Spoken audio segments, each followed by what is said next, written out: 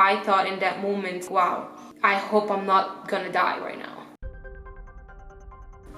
Hello everybody and welcome to my YouTube channel, or welcome back. If you're already subscribed, my name is Naya Korea and I am a singer-songwriter. Thank you for being here, thank you for clicking. So, if you follow my channel for a while, maybe you know that I have a playlist called Journal of an Upcoming Artist. I always felt like whenever there's gonna be a good story time, I was gonna make a video. Well, this is for sure a very scary and different type of video, but it's not clickbait. Like, this is really what happened. But before we get into this video, please subscribe to my channel, like this video, and leave me a comment down below of what you think about it after you watch it. Also, I have just released a single. It's called Human.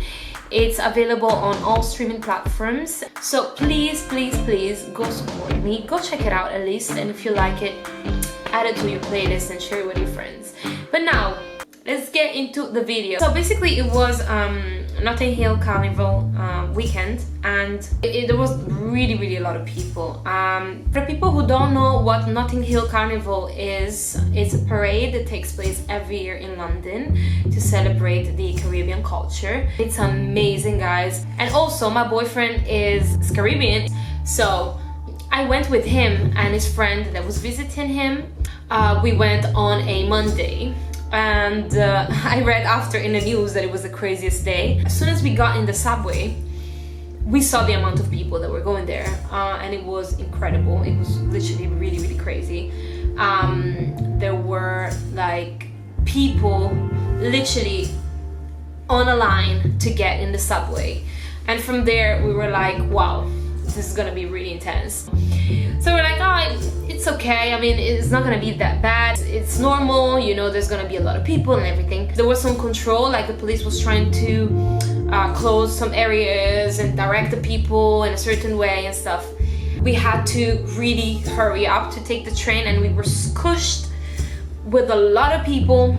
It was so hot. It was, by the way, it was the hottest summer as well. So it was so hot, I was sweating, my back was just all wet and stuff, and it was terrible. But we were like, you know what? Okay, cool. It's not a big deal. It's not a lot of stops. We're gonna be fine. We're gonna get off, and everything's gonna be fine. So we got off finally, because everyone was just dying in there. It was just like suffocating. We walked towards the carnival. There were a lot of trucks playing music, and you could decide which truck to go behind and follow and have fun and dance to. So for some reason, which I do not know, we ended up behind probably one of the most popular trucks, I guess, and it was around 2:30, 3 o'clock. So the hottest hour of the day and the busiest hour of the day for the carnival, and everything seemed to be fine.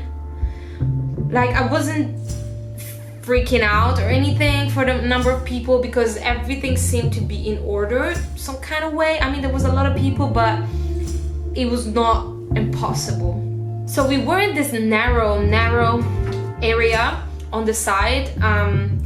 It was like the sidewalk, so we were not in the center behind the truck. We were in the sidewalk where there was a lot of things. Like, I think that the street got more narrow, and all of a sudden, guys, I don't know how, but we found ourselves in a mass of people.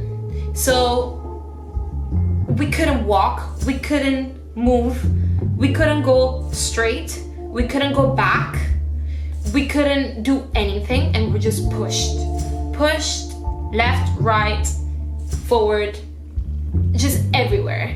It became really bad. My boyfriend, he had to just hold me like this, because I was literally being thrown left, right, and center, and I was almost falling, and there was so many people like almost falling, and it was so bad. And we literally were there for like about probably 15 to 20 minutes, if not more, or at least it felt like forever, because it was one of the most scariest situations I've been in my whole life, because everyone literally there everyone could have done anything, you know.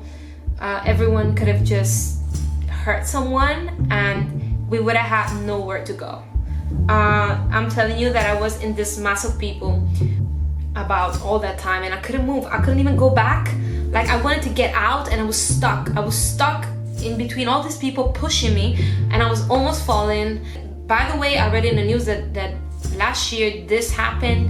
Some people got stepped over, they got hurt. I hope no one died, but something like this happened as well in Italy, where a lot of people died from getting stepped over. And guys, it was really, really scary because I thought in that moment, wow, I hope I'm not gonna die right now. When you read it in the news, you will never understand what it feels like.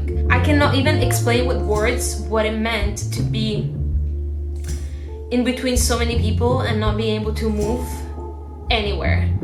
Thank God no one got hurt. I mean, from what I've read, no one got hurt for being stepped over. This is one of the scariest things I've been through. You guys, I'm telling you, we didn't only find ourselves in this situation once, but twice.